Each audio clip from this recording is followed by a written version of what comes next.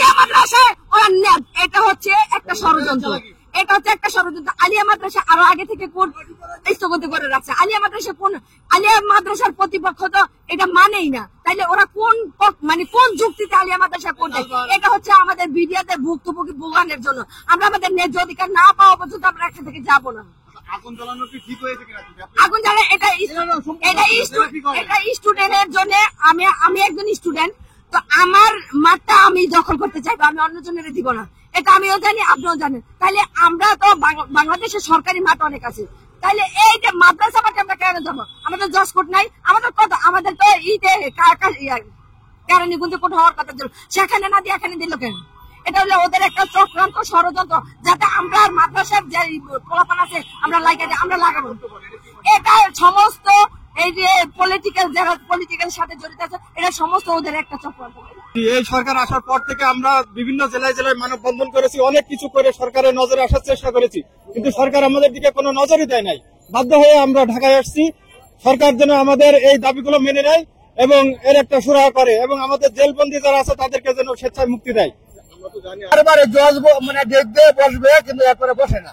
এটা তো মনে করেন আমরা এইরকম আশা করি না সরকার কাছ থেকে। আমরা চাই এই জেল অবস্থা যাওয়ার যে বাইন আছে ওদেরকে মুক্তি দেওয়া হোক, এবং এরা তো নির্দোষ, এরা তো দেশের জন্য জীবন দিতে রাজি, জীবন দিচ্ছে, ঠিক আছে। পেশিবাদী সরকারের আন্ডারে পড়িয়া এরা আজকে এই অবস্থা দুর্দশ হয়েছে। 20 বছর হয়ে গেছে, এখন আগে ছাড়ে না। কারণ কি দেশে কি আইন নাই? দেশে কি মানবতার একটা অধিকার নাই? মানবের অধিকার নাই যখন থাকতো, তাহলে আসলেই সত্য কথা এরা একটা হাই চালিত, যারা যে অন্যায় করছে এই অন্যায় পানি দিত, যারা যেটা মানে সারা উপর তারা ছাড়তো। কেন এরকম হচ্ছে? শহীদ মিনার, কোন শহীদ মিনারে যাব না, আমাদের দাবি না আদায় পর্যন্ত যাব না। আমরা যেই দাবির জন্য আজকে 16 বছর যাবত লড়াই করতেছি, এই দাবি আদায় না পর্যন্ত যাব না। আমাদের চাকরিতে পণ্য বহাল করতে হবে। আমি নিরপরাধ, আমরা যারা নিরপরাধ, বিনা অপরাধে আজকে 16 বছর যাবৎ এই লাঞ্ছিত বঞ্চিত জীবনযাপন করতেছে। 7 বছর জেল কাটছি বিনা অপরাধে।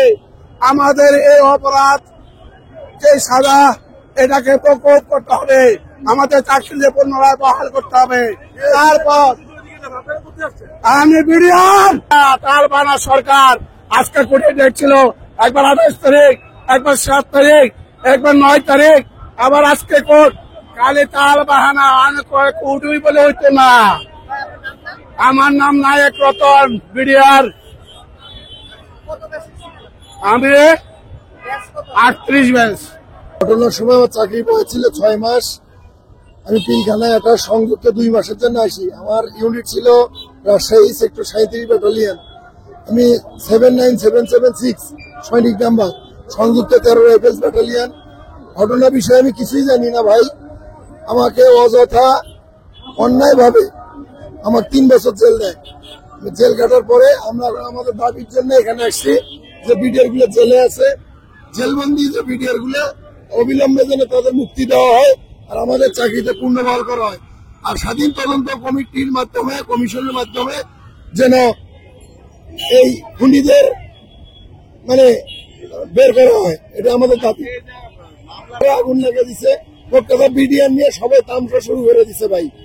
আল্লাহর কাছে আমরা বিচার দিয়ে রাখছি, আর সরকারের কাছে দাবি যেন সমস্ত বিডিআর আমাদের ন্যায্য দাবি এবং চাকরিতে পুনর্বহাল পাই।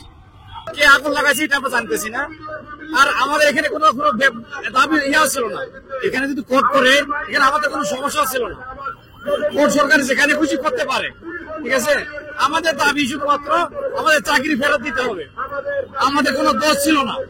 আপনার নিরপরাধ বিডিআর। আমি এখানে নতুন সৈনিক ছিলাম, পিলখানায় কেবল আসছিলাম। আমি এর আগে কখনো পিলখানা আমি দেখিও নাই। আসার পরেই আমাকে পরিকল্পিতভাবে পাঠানো হয়েছে এখানে। আমি মূলত দাঁড়িয়ে রাখছিলাম, আগে দাঁড়িয়ে রাখা ছিল না, যদি আমরা নামাজ কালাম পড়তাম। এটাই ছিল আমাদের সবচেয়ে বড় অপরাধ। পিলখানা বদলি করে দিল, ঘটনার সাথে ইয়ে করে আমার ক্ষেত্রে চাল চলন করে দিয়ে দিল। আমি 6 বছর জেল কাটছি, 4 মাস রিমান্ড কাটছি। আমি শরীরে এমন কোন জায়গা নাই যেখানে আমাকে ধরেন যে টর্চার করা হয়নি। আমাকে চাকরি ফেরত, আমাদের সমস্ত বিদ্যালয়ে একটাই চাওয়া, চাকরি ফেরত দিতে হবে। আর জেল মুক্তি যে বিটিআর জেল যারা ভিতরে আছে, যারা ক্ষতিগ্রস্ত বিটিআর, আমরা এখনো তারা ধরেন যে তাদেরকে আমাদের মুক্তি দিতেই হবে। এখানে সরকারকে অলরেডি 2 ঘন্টা সময় দিয়েছি আমরা, সরকার বলছে 2 ঘন্টার ভিতরে আমাদেরকে জানাবে। এবং প্রাইভেট বিশ্ববিদ্যালয় সহ মাদ্রাসা সহ বিভিন্ন শিক্ষা প্রতিষ্ঠানের ছাত্ররা আপনাদের সাথে সংহতি প্রকাশ করেছেন এবং যদি আপনারা দেখতে পাচ্ছেন সমন্বয়ক মাহিন আসলে বিটিআর সদস্যদের সঙ্গে এখানে রয়েছে, তাদের সঙ্গেই উনিও এই আন্দোলনে শরিক হয়েছে, আমরা সেটা দেখতে পাচ্ছি। এখন বক্তব্য প্রদান করছে তিনি। এবং সেটি আজকে ঘোষণা হয়ে যাবে।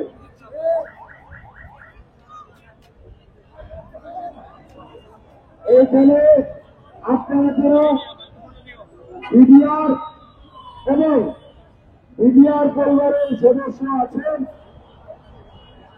আপনারা প্রত্যেককে আপনাদের অনুরোধ করব, ঢাকা বিশ্ববিদ্যালয়ের যারা শিক্ষার্থী আছে তাদের যে অসুবিধা, আপনারা জানেন আজকে ক্লাস পরীক্ষা সবই আছে, আজকে অনেক ডিপার্টমেন্টের পরীক্ষা আছে।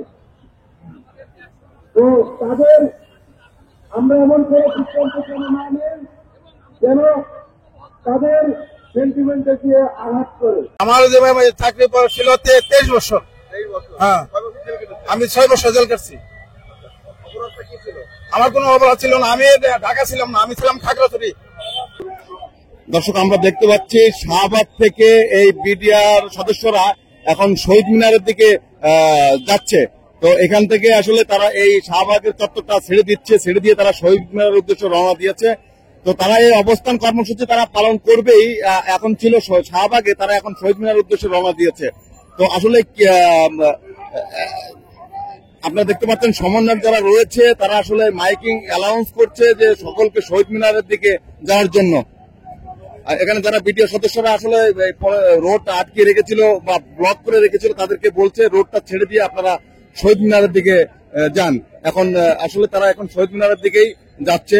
এই যারা বিটিআর সদস্য রয়েছে আমরা সেটাই দেখতে পাচ্ছি। দর্শক, অসংখ্য বিটিআর সদস্যের উপস্থিতি এখানে রয়েছে, তাদের সঙ্গে সমন্বয়কদের আমরা দেখতে পাচ্ছি, তাদের সঙ্গে আসলে উপস্থিতি তারা রয়েছে, তারা একত্রবোধ করছে, একত্রিত হয়ে তারা আসলে বিটিআরদের সঙ্গে এই বিটিআর এর যে হত্যাকাণ্ড ঘটনা ঘটেছে তারা এটার আসলে সুষ্ঠু বিচার চেয়ে তারা তাদের সঙ্গে একত্রিত হয়েছে। আমরা দেখতে পাচ্ছি মাহিন সহ সমন্বয়ক মাহিন সহ অসংখ্য সমন্বয়কদের আমরা দেখতে পাচ্ছি এখানে।